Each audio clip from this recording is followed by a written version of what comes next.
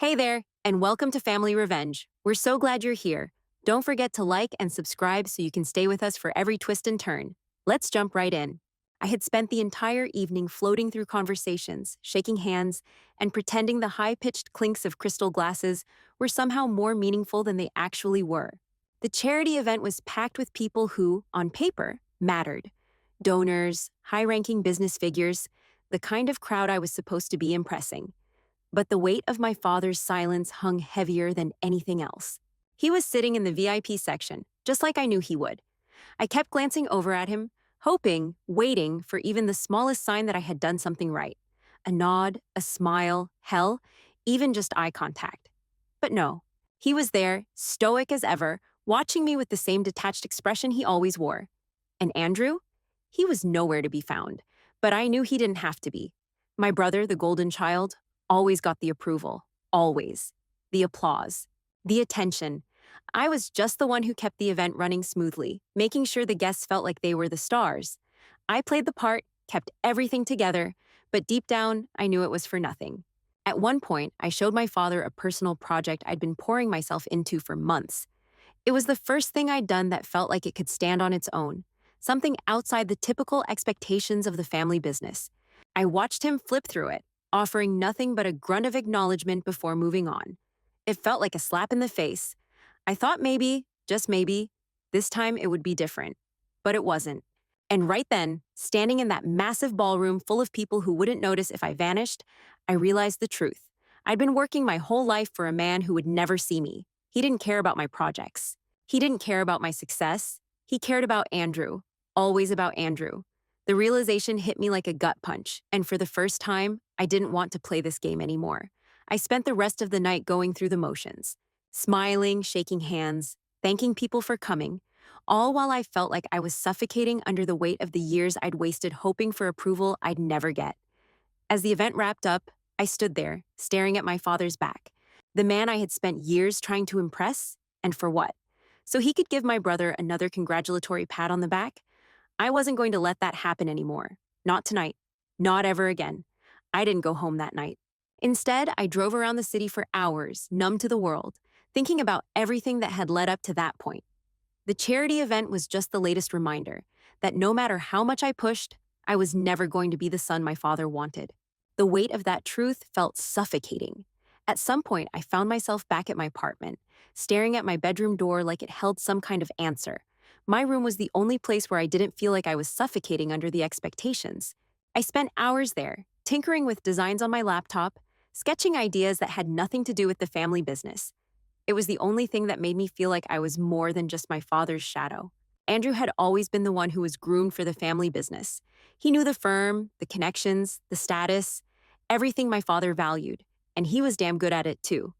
I never stood a chance. Growing up, I was expected to keep the house running, fix the broken pipes, clean up the messes. All the while, my father's eyes were always on Andrew. Everything Andrew did was right. Everything I did, never quite enough. Mom had always been my soft place to fall, the one person who saw me for who I was. She never really understood my interest in design. She thought it was a phase, but she tried. She encouraged me, gave me small projects to work on, but she couldn't fight against my father's expectations. She didn't have the power to.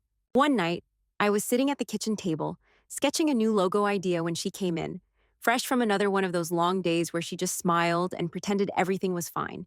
She sat next to me, her hand on my shoulder, watching me work. "You're really talented, you know," she said softly.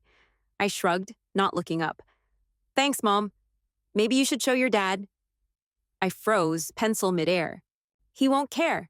Her face tightened, and she let out a small sigh. "I don't know, sweetheart. You never know unless you try." But I did know. I'd tried before. The countless drawings, the little designs, even the few times I'd shown him something I'd worked on for weeks.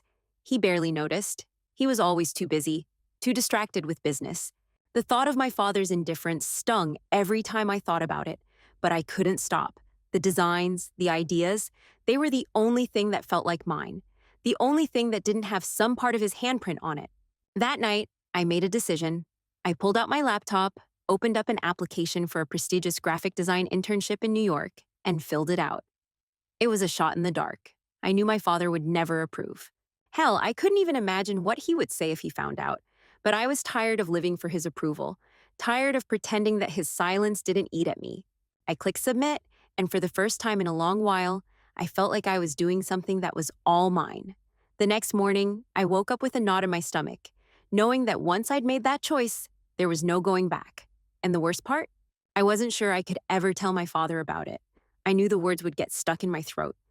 But that night, after dinner, I walked into his study, where he sat behind a massive mahogany desk, going over some paperwork. He didn't look up when I spoke.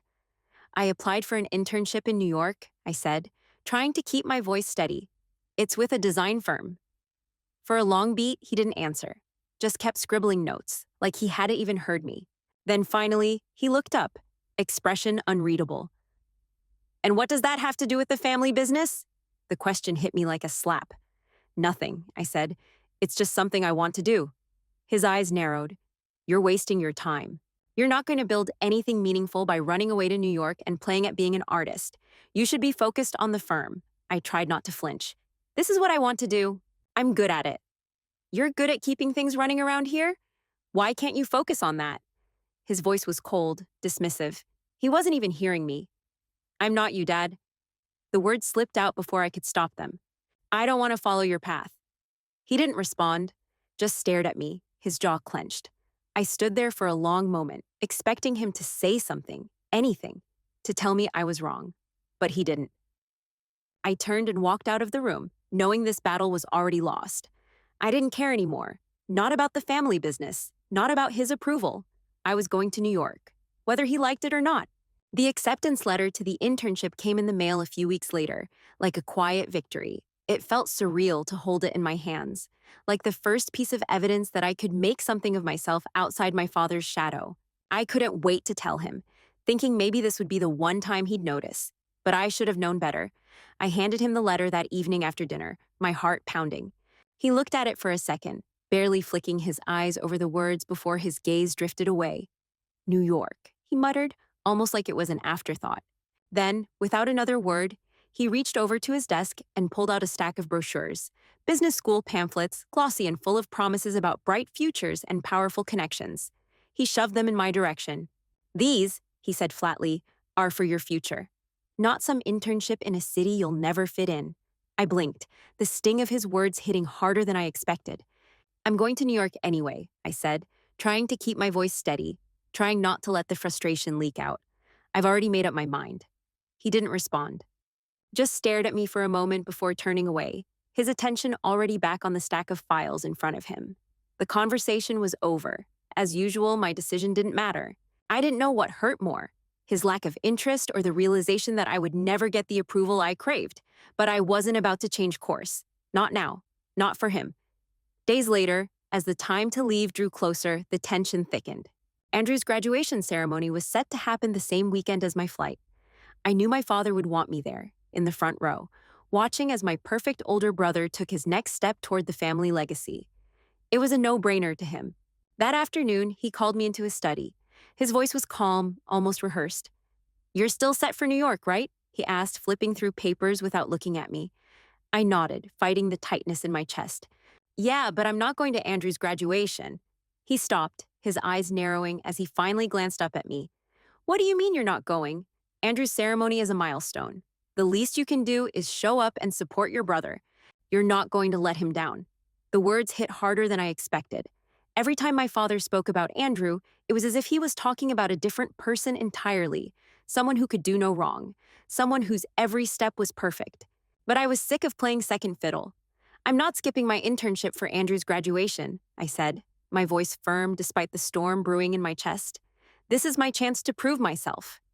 "You've already proven yourself here," he snapped. "Why go off to New York? It's just a distraction." I took a deep breath, trying to keep my emotions in check.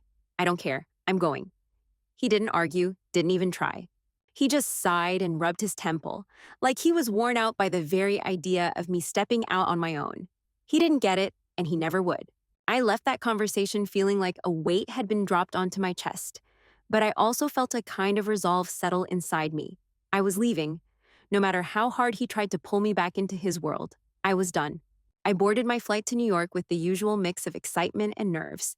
The thought of being somewhere far from home, away from my father's voice, his expectations, was freeing but also terrifying. I still had moments where I wondered if I was making the right choice, but deep down, I knew I couldn't keep living for him. Weeks passed after I left, and the silence between my father and me grew deafening. I got to New York, started the internship, and within a month, my work started getting recognition. My designs were sharp, fresh, and different.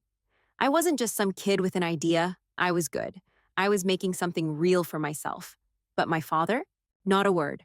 Not even a call to ask how things were going. I'd expected it in a way, but it still stung.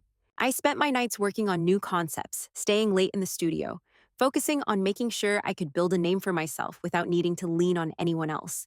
Still, that ache remained in my chest. I was doing what I loved, but I couldn't shake the feeling that it wasn't enough, because he still wasn't paying attention. It wasn't until a few weeks into my internship that I found out about Andrew's latest achievement, a promotion at the firm, one that would push him even closer to the position my father had always dreamed he'd take. Of course, my father was thrilled. He sent Andrew a congratulatory email, a fancy dinner invitation, and made sure everyone knew that his son was on track to carry on the family name. But me? I was still waiting, still hoping for something, anything from my father. The emotional toll was heavier than I cared to admit, but I couldn't let it stop me. I couldn't let his silence derail everything I'd worked for. Every day I reminded myself that I didn't need his approval. I didn't need his praise. I just needed to keep proving to myself that I was capable of more than he'd ever believed I could be.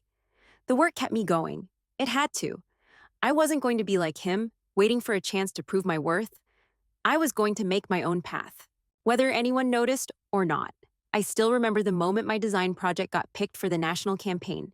It hit me like a wave, this rush of adrenaline and disbelief. The client was big, huge, really, and they chose my work, me. Not Andrew, not some industry veteran, just me, this kid from nowhere trying to make a mark. The confirmation email felt like a damn prize, a validation I didn't know I needed until it came. The next step was a presentation in front of executives from all over the country. I was nervous as hell, but I hit it. The company I was working for believed in me enough to send me, and I couldn't afford to mess this up. This was my shot. The day of the event, I walked into a conference room that felt more like a battlefield than a meeting space. I was surrounded by sharp suits, polished shoes, and more corporate jargon than I could process in a single sentence. The stakes were high, bigger than anything I'd ever dealt with. But there I was, standing at the front, pitching my designs like I had every right to be there. And in that moment, I did. I was part of this world now, whether anyone liked it or not. I nailed the presentation. I could see the executives nodding, exchanging impressed glances. My heart pounded, but I didn't let it show. I kept my cool. I was doing what I was born to do, what I'd fought for. When it was over, one of the top executives came over and shook my hand. "We'll be recommending you for a partnership opportunity," he said, voice low and serious. I wanted to smile, to leap out of my skin, but I kept it professional. I left the event buzzing, knowing I had just accomplished something massive. I was starting to carve out my place in this industry, and for the first time, it felt real. But no matter how high I climbed, there was one person I couldn't shake off in the back of my mind. I couldn't stop thinking about my father. I knew he wouldn't care, not really. He was too busy with his business, too focused on Andrew,